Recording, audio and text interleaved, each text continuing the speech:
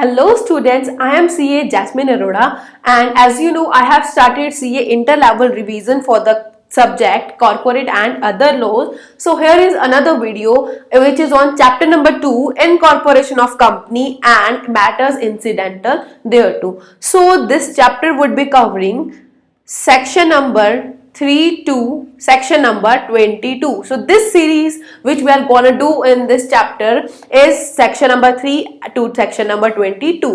तो इसमें हम बेसिकली पढ़ेंगे incorporation related provisions, MOA AO related provisions and other provisions जो हम इस चैप्टर में कवर करेंगे. As per the institute this chapter is basically divided into 4 portions, 4 parts.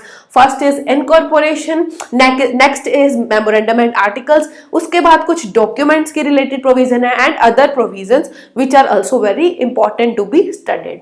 सो हम इस चैप्टर को स्टार्ट कर रहे हैं इनकॉर्पोरेशन के प्रोविजन से which is covering section number 3, section number 7, section 8 and section 9. तो इन 4 सेक्शंस को हम अपनी यहाँ पे आज क्लास में कवर अप करेंगे. So let's get started. पहले आपको इंट्रोडक्शन बताई गई है इस चैप्टर में कि प्रोमोटर कौन होता है. As we have already discuss the definition of the promoter in section 2 clause 69. So you have already done with this definition of the promoter. Next is section number 3. क्या बात करता है? Formation of company. आपको मैंने already बताया था कि company की जो लाइबिलिटी है, I mean कंपनी के मेंबर्स की जो लाइबिलिटी है वो 2 तरीके की होती है, limited as well as unlimited. चाहे वो पब्लिक कंपनी हो चाहे फिर वो प्राइवेट कंपनी हो.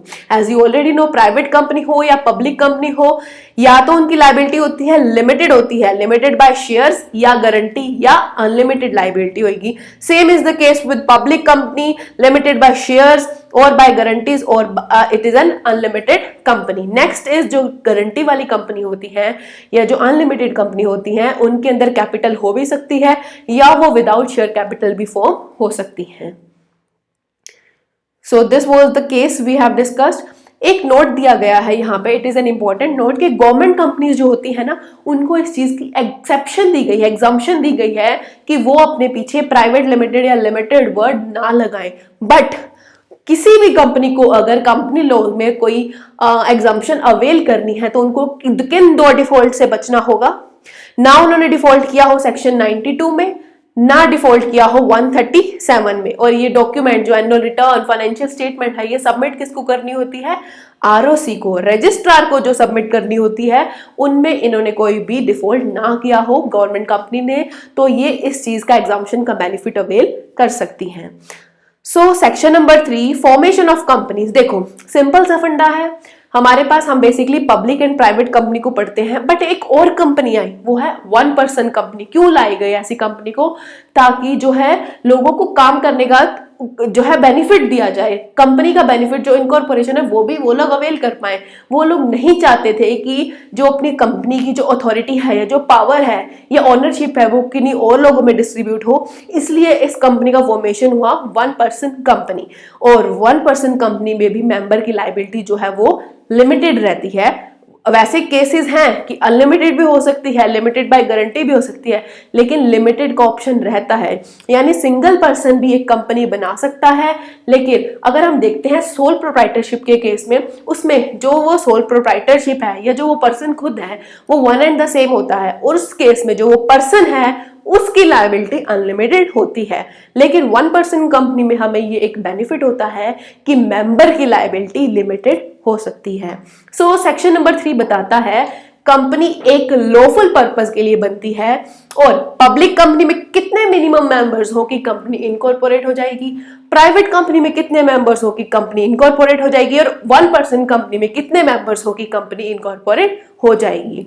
सो a company may be form for lawful purposes. देखो 7 या मोर पर्सन्स जो फर्स्ट सब्सक्राइबर्स होते हैं हमारे मेमोरेंडम के वो होंगे पब्लिक कंपनी में, तो कंपनी फॉर्मेट हो जाएगी.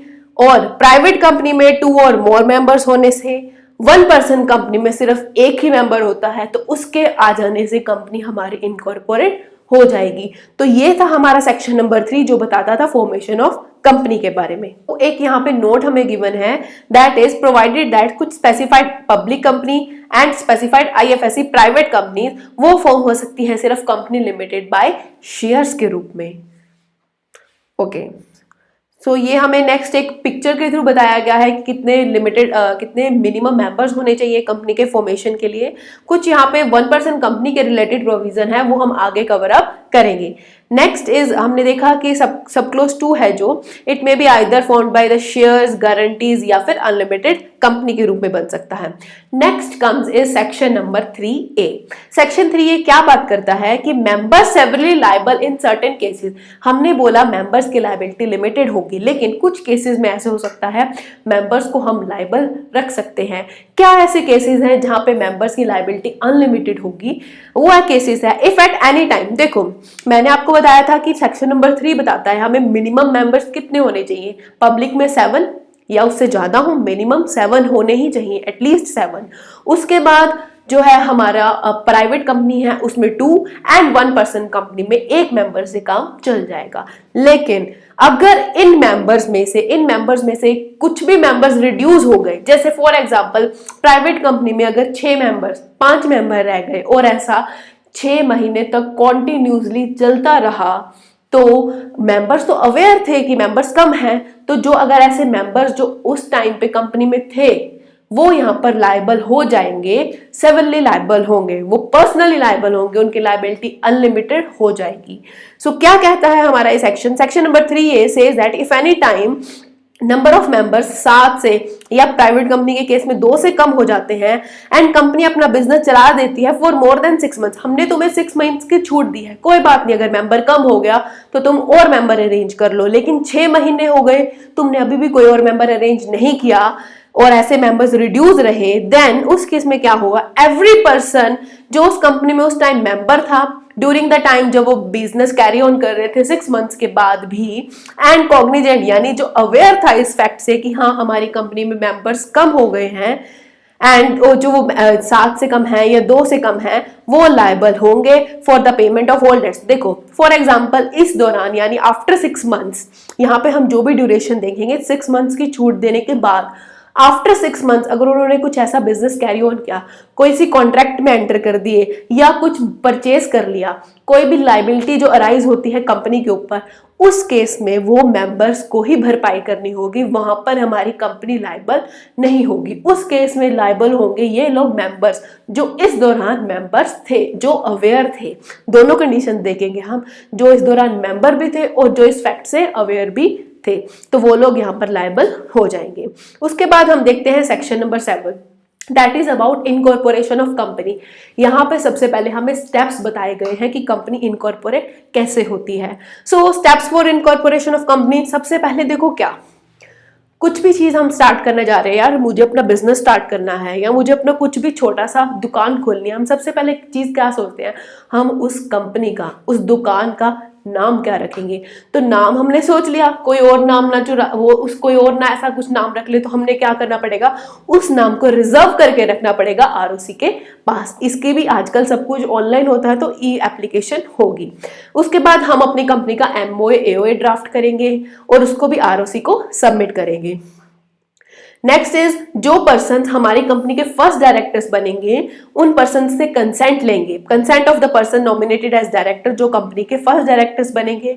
उसके बाद सबमिशन ऑफ, देखो हमने डिक्लेरेशन ऑफ कंप्लायंसेस और डिक्लेरेशन देनी पड़ेगी, कुछ और डिक्लेरेशन होती हैं वो सब कुछ सबमिट करते हुए चलना पड़ेगा।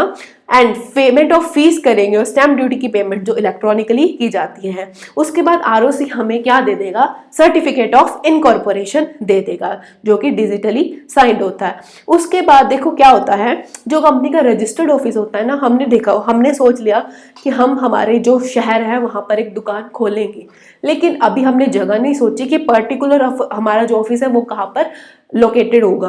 तो हमने स्टेट तो डिसाइड कर ली, तो जब हमने कंपनी को रिजर्व करवाया था नाम या अपने डॉक्यूमेंट सबमिट किए थे, तब जो होते हैं हम लोग क्या बता देते हैं, स्टेट बता देते हैं कंपनी को। लेकिन जो फाइनल जो हमारा कंपनी का जो रजिस्टर्ड ऑफिस का एड्रेस होता है वो कंपनी को हम बाद में बनाते हैं और उसकी डिक्लेरेशन बतानी पड़ती है मेंबर्स को, जो होते हैं कंपनी को बतानी पड़ती है आरओसी को।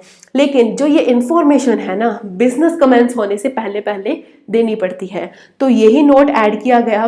New requirement of submitting documents क्या है, ऑल द सब्सक्राइबर्स, जो हमारी कंपनी के सब्सक्राइबर थे, जैसे हमने देखा कि मिनिमम 7 हैं या मिनिमम 2 हैं, इससे ज्यादा हो सकते हैं, 1% में एक ही होगा।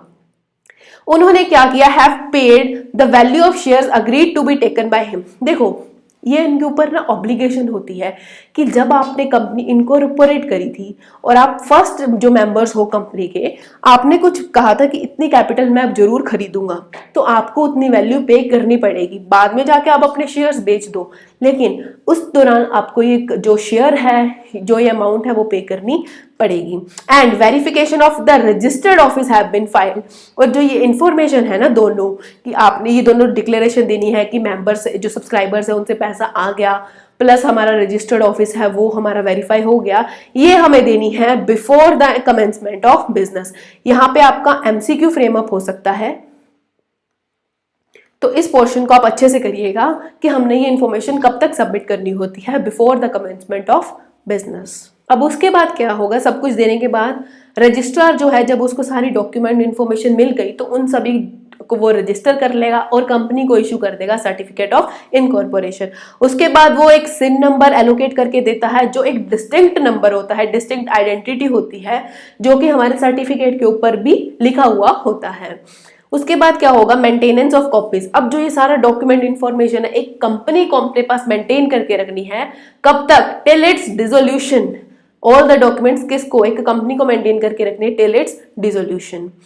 उसके बाद क्या है, अगर देखो क्या हो गया, आपने कोई फॉल्स इनकरेक्ट इंफॉर्मेशन दी या फिर कोई इंफॉर्मेशन छुपाई, सप्रेस की, उस केस में क्या होगा, आपके ऊपर पेनल्टी लगेगी 447 की। ठीक है, ये तो हुआ और आपकी कंपनी जो है इनकॉर्पोरेट नहीं की जाएगी। लेकिन अगर आप ऑलरेडी इनकॉर्पोरेट कर चुके हो कंपनी को, कोई फॉल्स इन्फॉर्मेशन या इनकरेक्ट इन्फॉर्मेशन देके या कुछ फैक्ट्स छुपा के, तो उस केस में क्या होगा, आपकी कंपनी जो अपने डॉक्यूमेंट कुछ ऐसे फ्रॉडुलेंट एक्शन माना जाएगा, तो जो उस कंपनी के प्रोमोटर्स, पर्सन जिनका नाम फर्स्ट डायरेक्टर के रूप में था, एंड जो पर्सन ने डिक्लेरेशन दी थी अंडर दिस सेक्शन, उनके ऊपर 447 की पेनल्टी लग जाएगी। उस केस में, ऊपर वाले केस में, जिस पर्सन ने डिक्लेरेशन दी थी उस पर्सन को ही हम मान के चलेंगे कि जो अवेयर था इस डॉक्यूमेंट्स के ऊपर, उसको लायबल उठाएंगे 447 ले। लेकिन अगर कंपनी इनकॉर्पोरेट हो चुकी है, उस केस में प्रमोटर, फर्स्ट नेम जिनका फर्स्ट डायरेक्टर थे वो लोग, और जिन्होंने जो एक्ट के अंदर डिक्लेरेशन दिया है, सेक्शन में डिक्लेरेशन दिया है, वो लोग लायबल हो जाएंगे, 447 की पेनल्टी लगेगी। अब ऑर्डर ऑफ ट्रिब्यूनल क्या होता है, देखो यहाँ पे ऑर्डर ऑफ ट्रिब्यूनल आ सकता है कब, जब कंपनी ने इनकॉर्पोरेशन जो ली है फॉल्स इनकरेक्ट इनकॉर्पोरेशन करवाई, या कुछ फैक्ट्स छुपाए, या रिप्रेजेंटेशन गलत दी, फॉल्स इनकरेक्ट इन्फॉर्मेशन दी, उस केस में ट्रिब्यूनल क्या, अगर उसको सेटिस्फाई लगता है, एप्लीकेशन उसको दी गई इस चीज की, तो वो क्या दे सकता है, वो ऑर्डर पास कर सकता है ये वाले, या तो कंपनी का नेम ही हटा दो, या कंपनी खत्म कर दो, वाइंड अप, या कंपनी के जो मेंबर्स होते हैं उनकी लायबिलिटी अनलिमिटेड कर दो, हमसे धोखा करते हो इस बारे में, या उनका आर्टिकल एमओए ही चेंज करवा देगा, या कुछ अदर ऑर्डर जो उसको सही लगे वैसे ऑर्डर पास कर सकता है। उसके बाद देखो क्या है, हमने अगर किसी के ऊपर कोई एक्शन लेना होता है तो उसको एक बार तो बोलने का मौका देते हैं।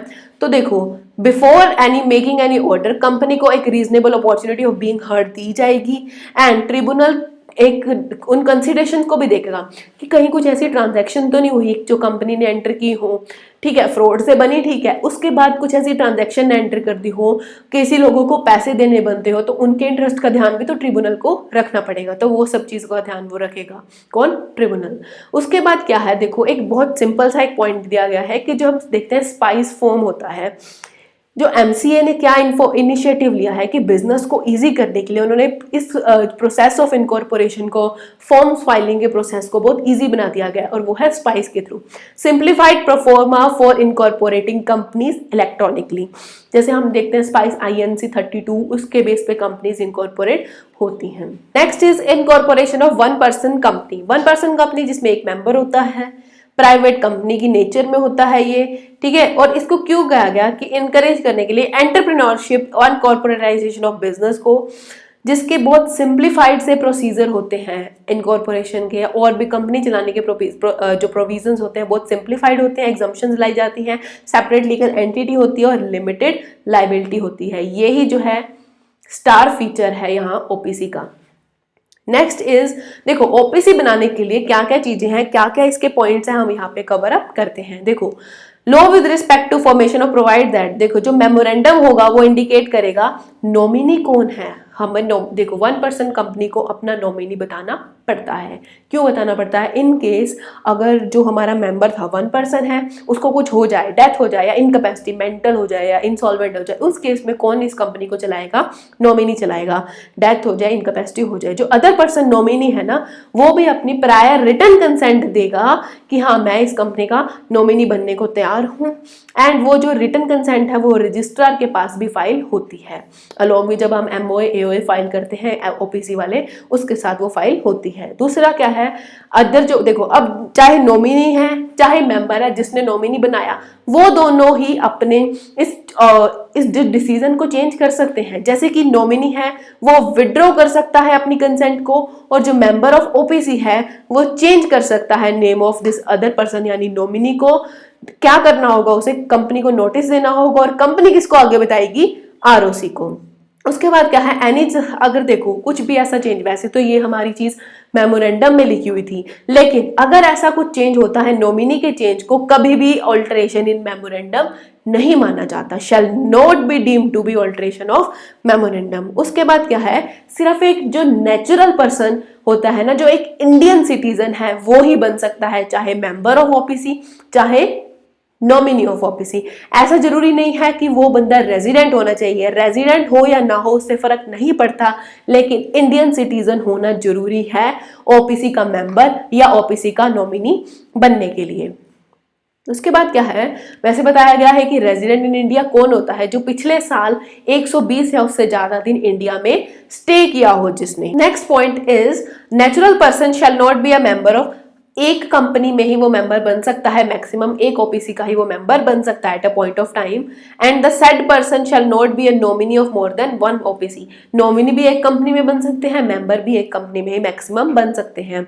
अब क्या हुआ? Where a natural person being a member in OPC becomes member. देखो क्या होता है कि एक पर्सन, एक कंपनी चल रही थी A OPC लिमिटेड और दूसरी चल रही थी B OPC लिमिटेड। कुछ ऐसा हुआ, A जो कंपनी का जो मेंबर था उसकी डेथ हो गई, और जो B था उस A के लिए वो नॉमिनी भी था।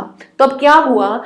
इस वर्च्यू की वजह से A लिमिटेड का जो पर्सन था, A प्राइवेट लिमिटेड का जो पर्सन था, उसकी डेथ होने की वजह से जो B कंपनी का जो पर्सन है उसे वहां पर भी मेंबर बनना पड़ा। तो इस केस में वो 2 कंपनीज का मेंबर हो गया। तो इस चीज को ठीक करने के लिए यानी उसको 180 डेज का टाइम दिया गया है, या तो वो B में रहे अब मेंबर, या वो A का मेंबर रहे। तो इस चीज का उसको 180 डेज में उसको है एलिजिबिलिटी क्राइटेरिया को दोबारा से सही करना पड़ेगा। नेक्स्ट इज माइनर कभी भी मेंबर या नॉमिनी नहीं बन सकता OPC का, ना ही वो बेनिफिशियल इंटरेस्ट में शेयर्स होल्ड कर सकता है। दूसरा है सच कंपनी इनकॉर्पोरेट या कन्वर्ट नहीं हो सकती सेक्शन 8 कंपनीज में। अगेन ये आपका MCQ पर्पस के लिए इंपॉर्टेंट पॉइंट है कि OPC कंपनी होती है ना वो कंपनी बन सकती ना वो कन्वर्ट हो सकती। किस फॉर्म में? सेक्शन 8 की फॉर्म में, या वो प्राइवेट पब्लिक में हो सकती है, वहां पे कोई डाउट नहीं है।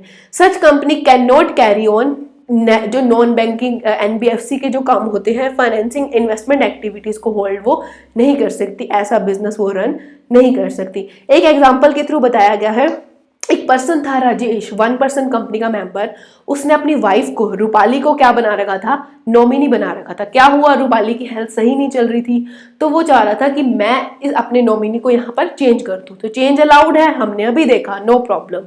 लेकिन हमें उस केस में क्या करना होता है? कंपनी को इंटीमेट करो, जो मेंबर है वो कंपनी को इंटीमेट करेगा, और आगे कंपनी जो है वो ROC को इंटीमेट करेगी कि हमने अपने नॉमिनी को चेंज कर लिया है। उसके बाद क्या हुआ? वो उसके पास 2 ऑप्शंस थे, या तो मैं अपने दोस्त को बना दूं नॉमिनी या अपने बेटे को बना दूं। बेटे को क्यों नहीं बना सकता? बेटा उसका माइनर था, माइनर नहीं हो सकता, इसलिए उसको अपने फ्रेंड को ही नॉमिनी बनाना पड़ेगा। Next is section 8। सेक्शन 8 वाली कंपनीज कौन सी होती हैं? जो चैरिटेबल पर्पसेस के लिए फॉर्म की जाती हैं। हम इस जो डेफिनेशन है, जो इस सेक्शन 8 कंपनी है, वो इस डायग्राम के थ्रू बताएंगे कि क्या है। नॉट फॉर प्रॉफिट कंपनी जो होती हैं वो किस पर्पस के लिए इनकॉर्पोरेट होती हैं? To promote commerce, arts, science, sports education, research, social welfare, charity, religion, इन पर्पसेस के लिए बनाई जाती हैं। और इनको जो भी प्रॉफिट अर्न होता है वो किसके लिए, इन्हीं की प्रमोशन, इन्हीं ऑब्जेक्ट्स की प्रमोशन के लिए ही यूज कर सकती हैं। उनके ऊपर एक जो है प्रोहिबिशन होती है कि वो डिविडेंड डिस्ट्रीब्यूट नहीं कर सकती अपने मेंबर्स को। उसके बाद क्या है, जो इनको लाइसेंस मिलता है ना सेक्शन 8 कंपनीज को, वो सेंट्रल गवर्नमेंट के पास पावर होती है कि वो सेक्शन 8 कंपनीज को लाइसेंस दे दे कि हाँ अब तुम इन कामों को कर सकती हो, और उनको लाइसेंस ग्रांट कर देते हैं। लेकिन सेंट्रल गवर्नमेंट ने अपनी पावर डेलीगेट कर रखी है आरओसी को। हम क्या देखते हैं, this section allow central government की जो रजिस्टर हुए हैं ऐसे पर्सन या एसोसिएशन ऑफ पर्सन, उनको without the addition of word limited या प्राइवेट लिमिटेड, तुम इस बिना इस नाम के भी काम कर सकते हो, वो अलाउ कर देंगे। बाय उसके लिए उनको क्या इशू करना पड़ता है, लाइसेंस इशू करते हैं। When it is proved that satisfaction हो जाती है जब सेंट्रल गवर्नमेंट को that a limited company register जो हुई है इस एक्ट में या प्रीवियस अपने लॉ में with the objects and the restrictions prohibitions, तो उनको लाइसेंस अलाउ कर देगी to be registered under section 8। Government को जो सही लगता है वो कर देगी, और लिमिटेड या प्राइवेट लिमिटेड नाम हटाने के लिए उनको कंपनी उनको अप्लाई करेगी और उसके साथ वो उनको उस चीज का लाइसेंस ग्रांट कर देंगे। नेक्स्ट इज इनको अब क्या प्रिविलेजेस मिलते हैं, सेक्शन 8 कंपनीज को वैसे ही सेम प्रिविलेजेस मिलते हैं जो कि एक लिमिटेड कंपनी को मिलते हैं। एक फर्म भी इस सेक्शन 8 कंपनी की मेंबर बन सकती है। Very important point again, a firm में be member of the company section 8 के अंदर जो रजिस्टर्ड हुई है। ऑल्टरेशन या ऑफ मेमोरेंडम या आर्टिकल्स यहाँ पे अलाउड नहीं है। अगर करना है तो सेंट्रल गवर्नमेंट की प्रायर अप्रूवल लेनी पड़ेगी। उसके बाद क्या है, conversion into any other kind of company. अगर आप करना चाहते हो कन्वर्ट कर सकते हो, नो डाउट, लेकिन अगर आप कन्वर्ट करोगे तो कुछ कंडीशंस के साथ कंप्लाई करो। प्लस अब आपको जो है वर्ड्स जो होते हैं ना जैसे प्राइवेट लिमिटेड और वो सब आपके ऊपर लग जाएंगे। प्लस आपको अपनी कंपनी के अंदर एसआर पास करना पड़ेगा, मीटिंग में special resolution in general meeting pass करोगे तो ही आप अपने आप को कन्वर्ट कर सकते हो। उसके बाद revocation of license. Revocation of license कब हो सकता है, सेंट्रल गवर्नमेंट को अगर लगता है कि आपने इस सेक्शन को प्रोहिबिट किया है या आपने कुछ ऐसी फ्रॉडुलेंट एक्टिविटीज की हैं, आप पब्लिक इंटरेस्ट के अगेंस्ट जा रहे हो, तो आपको जो लाइसेंस दिया था उसको वो रिवोक कर लेंगे। ठीक है, तो सेंट्रल गवर्नमेंट ऑर्डर दे सकता है रिवोक करने का आपका लाइसेंस अगर आपने कॉन्ट्रावीन किया है इस सेक्शन के साथ, या आपने जो आपके कंपनी के अफेयर्स थे, कुछ आप जो कंपनी का बिजनेस ऐसे कर रहे हो जो कि इन वॉयलेशन है, फ्रॉडुलेंट है, पब्लिक इंटरेस्ट के अगेंस्ट है, तो आपको रिवोक हो जाएगा। और रजिस्ट्रार शैल पुट लिमिटेड या प्राइवेट लिमिटेड आपकी कंपनी के आगे लिख देगा जैसे भी आपकी कंपनी है। But before such revocation company आपको एक बार बोलने का मौका देगी, तो अपॉर्चुनिटी ऑफ बीइंग हर्ड यहां पर भी दी जाएगी। उसके बाद जब आपका लाइसेंस रिवोक हो जाता है, सेंट्रल गवर्नमेंट में बाय ऑर्डर अगर उसको लगता है पब्लिक इंटरेस्ट में ऐसा करना चाहिए तो वो डायरेक्ट कर देगी कंपनी को, चलो फाउंड अप कर दो भी, आपका जो एग्जिस्टेंस है वो बर्दाश्त नहीं किया जा सकता, आपने इतना रायता फैलाया है कि आपकी कंपनी को बंद ही करना पड़ेगा, तो ही पब्लिक इंटरेस्ट को, पब्लिक को जो है एक जो सेटिस्फाइड जो रेजोल्यूशन है, सेटिस्फाइड सॉल्यूशन दिया जाएगा। तो कंपनी को वाउंड अप करना पड़ेगा या किसी और कंपनी के साथ अमलगामेट कर दिया जाएगा। जब भी इस सेक्शन में अमलगामेशन की बात होती है तो अमलगामेट जो होती है वो सिमिलर ऑब्जेक्ट्स वाली कंपनी, सेक्शन 8 जो सिमिलर ऑब्जेक्ट्स की कंपनी है सिर्फ उसी के साथ इनको अमलगामेट किया जाता है। However no such order shall be pass, उनको अपॉर्चुनिटी ऑफ बीइंग हर्ड यहाँ पर भी दी जाएगी। उसके बाद क्या है, जब एक लाइसेंस रिवोक हो जाता है और सेंट्रल गवर्नमेंट को लगता है कि ऐसा एसेंशियल है पब्लिक इंटरेस्ट में कि that the company under this section should be amalgamated, amalgamate होनी ही होनी चाहिए। कब लगता है, आपकी कंपनी ने कुछ लाइबिलिटीज देनी है, अभी पैसा चुकाना है, तो आपको वाउंड अप नहीं करते, आपको दूसरी कंपनी के साथ अमलगामेट कर देते हैं और यही हमारी पब्लिक के लिए सही फैसला होगा। तो company registered under this section और सिमिलर ऑब्जेक्ट्स वाली कंपनी के साथ आपको अमलगामेट कर दिया जाएगा। Notwithstanding anything containing to the contrary contained in this act, central government order पास कर देगी provide for such amalgamation to form a single company with such constitution properties। सारा कुछ जो है उस पर्टिकुलर जिस कंपनी के साथ आपका अमलगामेशन हो रहा है उसको ट्रांसफर कर दी जाएंगी। इफ ऑन वाइंडिंग अप या डिसोल्यूशन अंडर दिस सेक्शन, अगर उसके बाद भी कुछ सारी लाइबिलिटीज चुकाने के बाद भी कुछ असेट्स बच जाती हैं, उसका क्या होगा? उसके दो तरीके होते हैं। देखो, they may be transfer to another company जो रजिस्टर्ड है इस एक्ट के अंदर और जिसके सिमिलर ऑब्जेक्ट्स हैं, या तो उनको ट्रांसफर हो जाए, जो कि कुछ ऐसी कंडीशंस होगी, अगर ट्रिब्यूनल कुछ कह दे उस कंडीशंस को फुलफिल करने के बाद, सब्जेक्ट टू दैट कंडीशन जो ट्रिब्यूनल इंपोज कर दे। या क्या हो सकता है, उस जो असेट्स है उनको बेच दो और जो वो पैसा आएगा, एक फंड होता है इंसॉल्वेंसी एंड बैंकरप्सी फंड जो आईपीसी एक्ट के अंदर फॉर्म किया जाता है, उसके अंदर उस पैसे को ट्रांसफर कर दिया जाएगा। Last is a company registered under this section shall amalgamate, मैंने आपको ऑलरेडी बता दिया है, जिसका सिमिलर ऑब्जेक्ट होंगे और इस एक्ट के अंदर फॉर्म रजिस्टर्ड हुई होगी, सिर्फ उस कंपनी के साथ इनका अमलगमेशन हो सकता है। उसके बाद क्या है पेनल्टी या पनिशमेंट, क्या है कॉन्ट्रावेंशन की। अगर आपने डिफॉल्ट किया किसी भी रिक्वायरमेंट ऑफ दिस सेक्शन के साथ कंप्लाई करने के लिए, तो आपको क्या पेनल्टी लगेगी?